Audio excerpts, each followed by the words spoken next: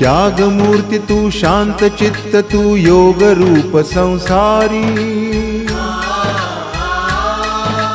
दया प्रेम अन मानवतेचे प्रतीक तुझी ईश्वरी सिद्धमूर्ती सिद्धार्थ गौतम सकलांचा स्वामी